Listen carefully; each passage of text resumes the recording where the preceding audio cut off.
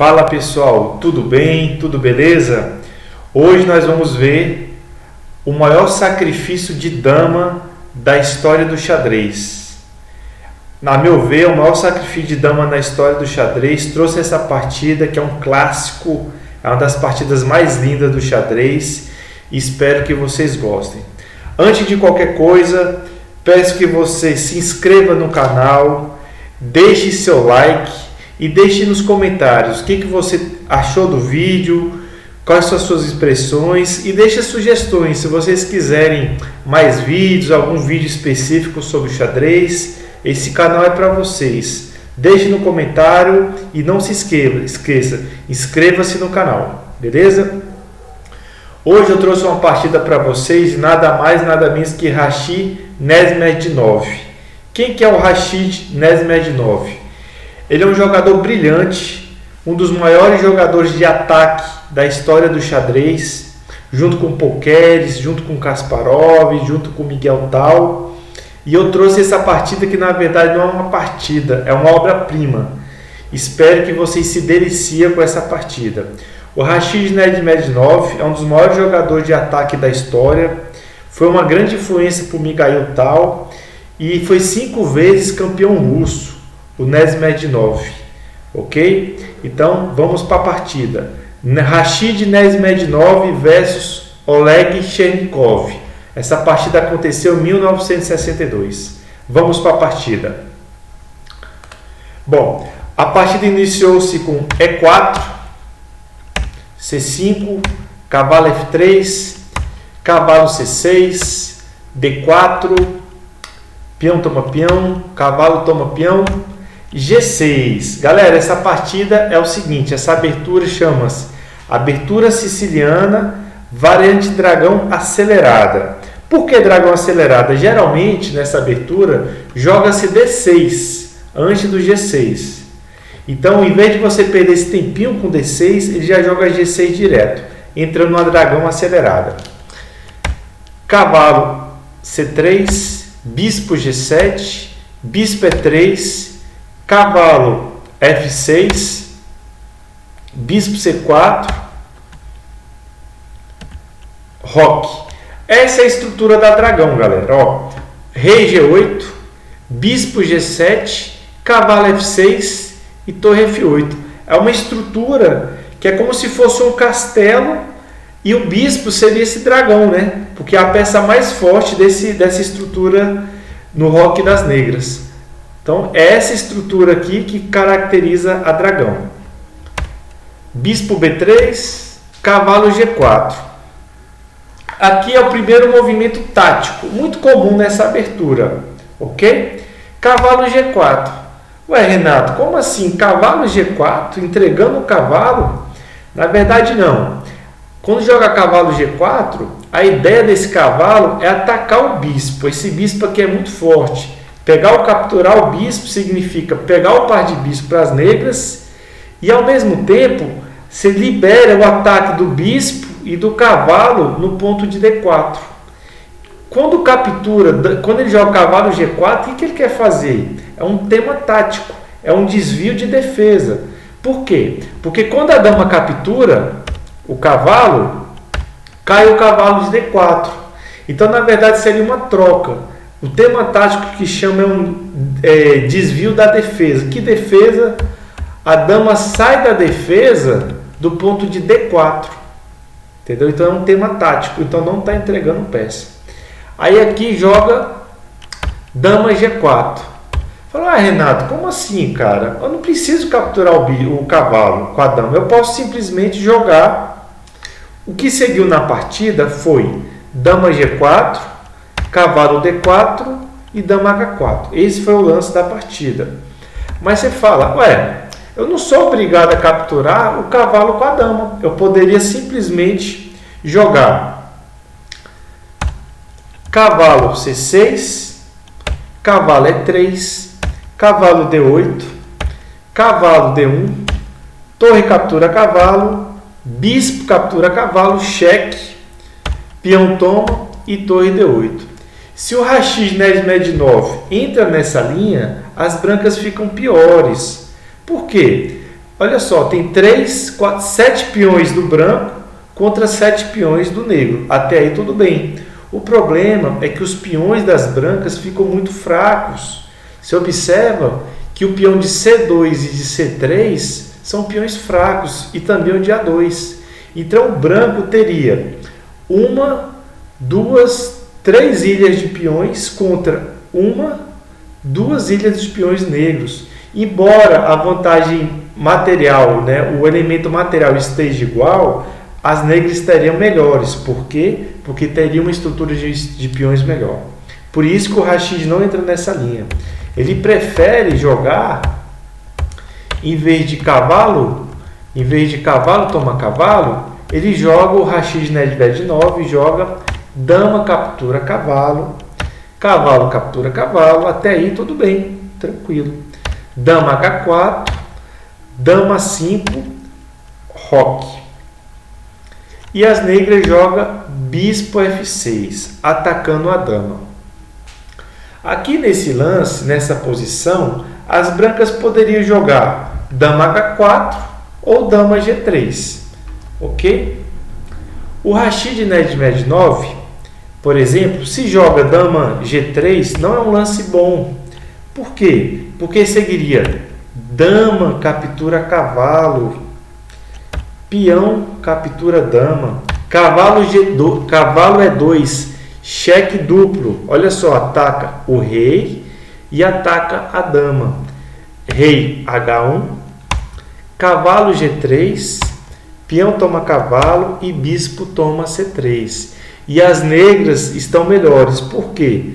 Porque tem 7 peões contra 6 peões das brancas. Então as negras ganham um peão nessa variante e mais. Os peões brancos de A2 e C2 ficam fracos. Teria uma vantagem clara, muito próximo da vitória já nessa posição.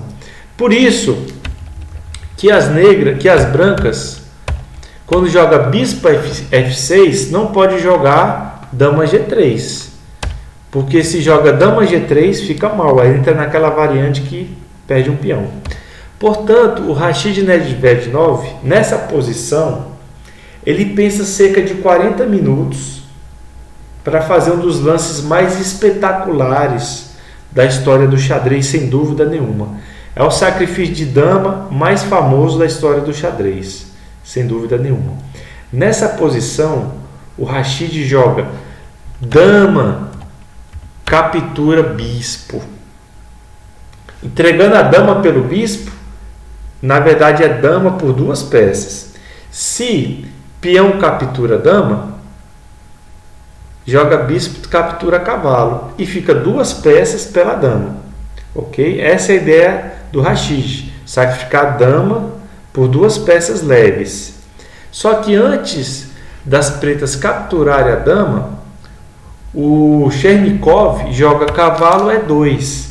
Entregando o cavalo? Sim, entregando o cavalo, mas para descoordenar as peças brancas, desorganizar as peças brancas. O Rashid joga cavalo E2, peão toma dama, cavalo C3.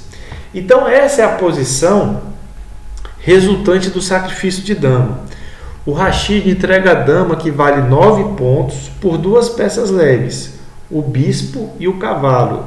3 pontos o bispo e 3 pontos o cavalo. Mas qual que é a ideia do Rashid? Qual que é o plano do Rashid? O Rashid Nedved 9 vai atacar o rei preto. Você observa que o bispo, que seria o dragão dessa estrutura, que é o bispo de G7, não está mais no roque. Então o objetivo do Rashid é atacar o rei com força total, o roque, com o cavalo D5, bispo D4 e a manobra de torre que nós vamos ver. Então o branco quer continuar com a iniciativa na ala do rei, atacar com força total. Em compensação, o plano das negras, o plano das pretas, qual é?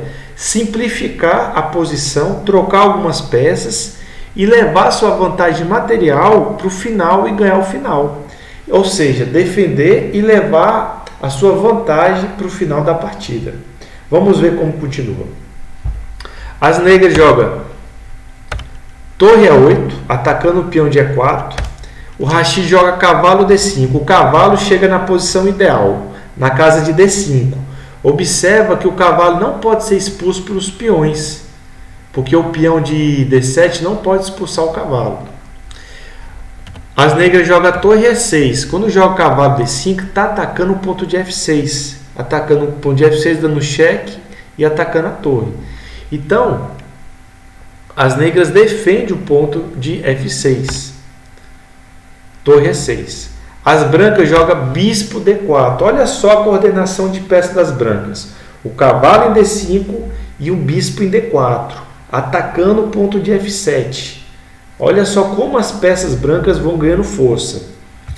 E o bispo é muito forte nessa diagonal de A1, H8. Rei G7 para defender o ponto de F7. Torre D1. Essa torre vai desempenhar um papel fundamental na partida. D6. Torre D3. Bispo B7. Desenvolvendo as peças negras. Torre F3. Olha que bonito. Olha que coordenação fantástica. Cavalo, bispo e torre batendo no ponto de F6. Todo mundo participando do ataque. Uma coordenação de peças fantásticas. Quando você estiver atacando, nunca ataque com apenas uma peça. Leve todas as forças, todas as peças para o ataque. Bispo B5, atacando a torre de F1. Bispo C3. Dama D8, defendendo a casa de F6. Agora, as brancas estão atacando o ponto de F6. Jogaria cavalo F6. Todas as peças mirando o ponto de F6 e toma. Fala Renato, tudo bem. Aí as negras jogam bispo E2, que foi o lance da partida. Fala, Renato, mas o Chernikov não poderia tomar o cavalo? Poderia. Vamos ver se tomasse o cavalo, essa variante. Quando a pessoa não entra numa determinada linha, num determinado lance, no xadrez chama-se variante. Existe a linha principal, que foi o da partida, bispo E2, e existe a variante, aquela linha que o jogador das negras não entra. Vamos supor se ele tivesse tomado o cavalo de F6. Cavalo F6.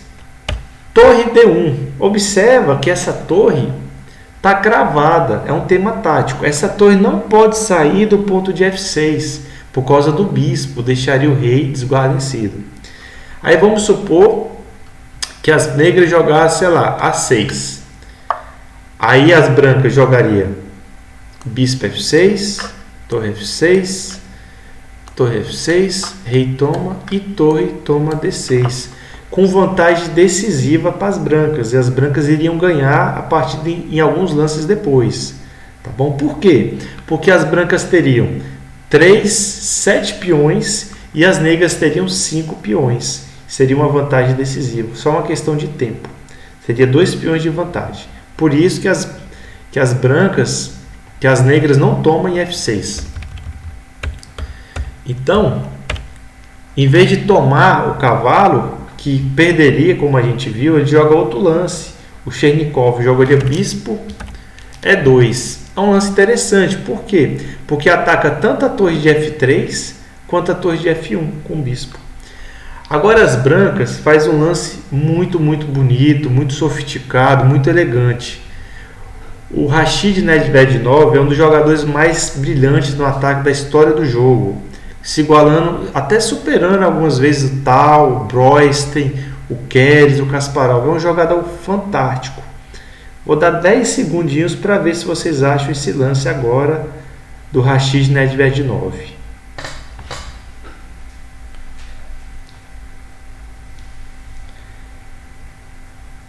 Beleza, as brancas jogam cavalo H7, sacrificando mais uma peça. Renato, cavalo H7, como assim? Cavalo H7, cheque. O bispo de C3 está atacando o rei.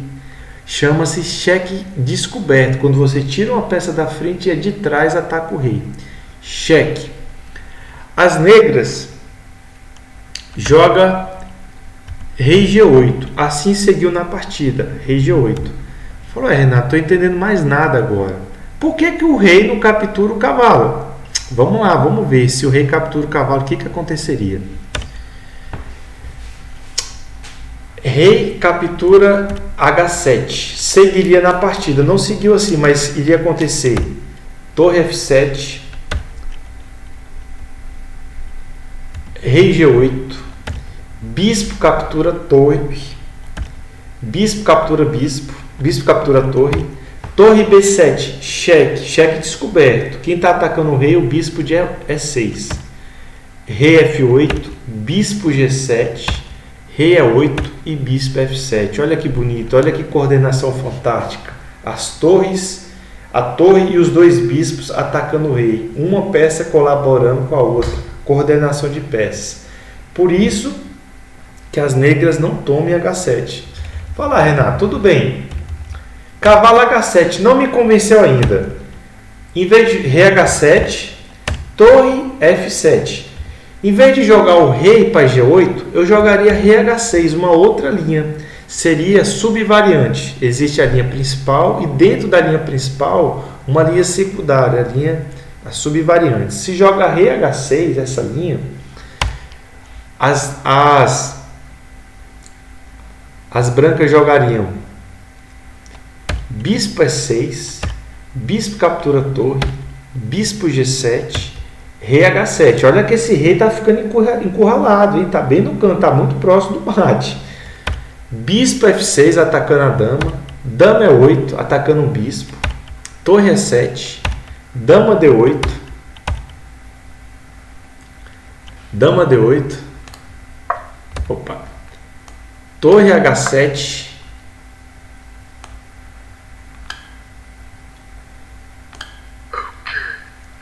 Checkmate. Então, se joga essa linha, teria esse checkmate. Ok? Por isso que não joga rei H6. Porque teria essa combinação de checkmate também. As duas linhas levariam esse checkmate. Então, cavalo H7 exclama. Se toma o cavalo, entra nessas duas linhas que acabamos de ver e as negras iriam perder o jogo. Então, cheque. As negras jogou rei G8. E o ataque segue. Torre H3, lance fino.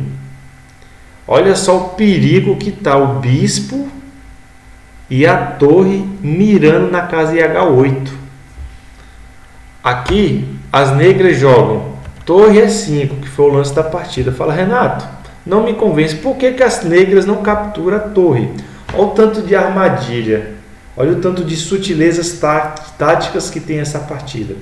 Se as negras jogam bispo, captura torre, jogaria cavalo G5. Cavalo G5. Se dama captura G5, torre H8. Olha que bonito, olha que lindo. O bispo e a torre trabalhando em coordenação no ponto de H8. Se falar, Renato, beleza. Cavalo G5. Se joga, por exemplo, rei F8 para fugir, tentar fugir do checkmate, jogaria cavalo E6, cheque, peão toma cavalo, torre H8, rei E7, torre captura dama, torre captura torre e rei captura bispo. E entrando no final, facilmente ganho para as brancas. Por quê? As brancas teriam 3, 6, 7 peões contra 5 das negras. Teria 2 peões de vantagem.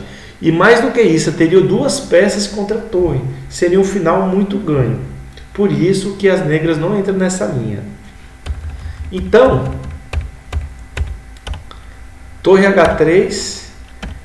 As negras na partida, o Chernikov joga torre E5. Esse é o lance da partida, de defesa. Qual que é a ideia principal? É você interceptar esse bispo, fechar esse bispo da grande diagonal. E para isso, às vezes, quando você está defendendo, você tem que entregar um pouco de peças, senão você acaba tomando mate. Então o lance das negras é bom. Intercepta a diagonal e tenta trocar esse bispo pela torre, essa grande peça das brancas. Quando você está defendendo, você quer trocar as peças, mesmo que para isso você tenha que devolver um pouco de material. As brancas jogam F4 para tirar essa torre daí. O Rashid Nedvedinov não quer trocar esse grande bispo por essa torre. Ele quer continuar com as peças no tabuleiro. Joga F4. Bispo captura a torre. Rei captura bispo. Torre C8. Qual que é a ideia do Chernikov aqui? A ideia é trocar esse grande bispo. Não, bispo é um papa de C3, não é verdade? É uma peça muito poderosa. Então, as negras querem trocar a torre pelo bispo. O Rashid Nedvedinov, sabendo disso, joga bispo D4. Ele fala, ó, não vou trocar o meu grande bispo por a sua torre. Nessa posição, o meu bispo vale mais. Em valores absolutos, a torre vale 5, o bispo vale 3. Mas no xadrez não é assim que se avalia uma posição, o valor das peças. As peças ganham força no decorrer da partida.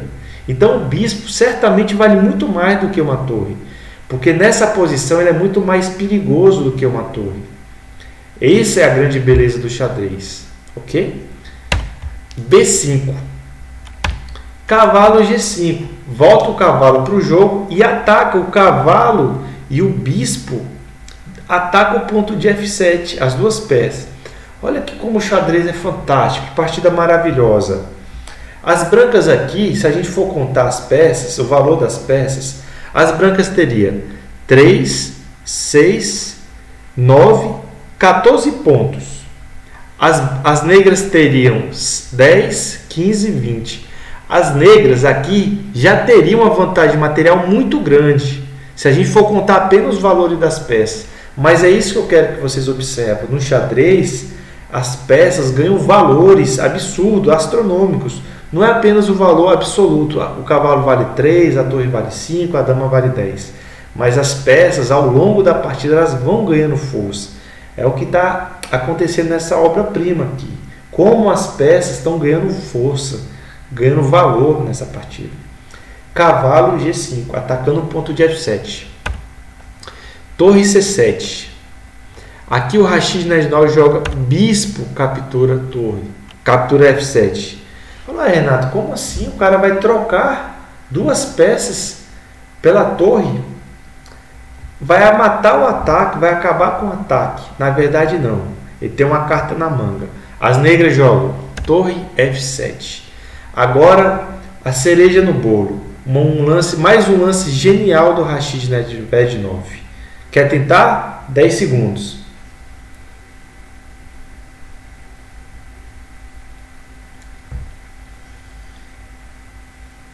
Ok.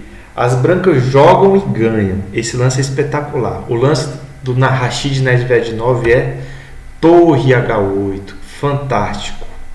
Por quê? O rei vai capturar a torre. Se o rei joga, por exemplo, rei G7, o Rashid joga torre, captura dama e vantagem decisiva para as brancas. Então tem que ser obrigado a capturar a torre, ok? Porque se joga o rei para frente, rei G7, torre captura dama. Rei captura torre. Cavalo F7. Cheque triplo, hein? Ataca o rei, ataca a torre e ataca a dama. Que lindo, hein? Rei H7. Cavalo D8, captura a dama. Torre E4, atacou o bispo. Cavalo C6. Torre F4 e rei E2. E nessa partida, as negras acabam abandonando. As negras agora abandonam. Nessa partida, o Chernikov abandona a partida. Ué, Renato, como assim abandona a partida? Muito simples, galera. As brancas aqui tem 5 peões contra 4, ou seja, tem um peão de vantagem. Além disso, tem duas peças, bispo e cavalo contra torre. É uma vantagem muito grande nessa posição. As negras têm 4 peões, sendo que 2 peões são fracos. O peão de D6 e de G6 são fracos. Além disso, o rei branco está mais próximo do centro que o rei negro. O rei negro está muito fora do centro. E o principal, galera, as negras não tem nenhum tipo de contrajogo. Os peões brancos não tem nenhuma debilidade, nenhuma fraqueza. E as negras nessa posição não conseguem fazer nenhum peão passado também. Ou seja, as negras não têm contra-jogo, as brancas têm vantagem de material, têm vantagem de posicionar mais rapidamente o rei no centro, e é uma questão de lanças apenas, mais 10, 20 lanças as negras vão perder. É só uma questão rotineira agora, tá bom? Então, galera, essa é a partida, mais do que uma partida, é uma obra-prima. Rashid Nebednov contra Chernikov, 1962. Trouxe essa obra-prima para que vocês possam conhecê-la. Espero que vocês tenham gostado. Se você não se inscreveu no canal, inscreva-se no canal, deixe seu like e deixe no comentário o que você está achando do meu canal e possa dar sugestões para que eu possa melhorar ainda mais. Tá ok? Muito obrigado e até mais. Valeu!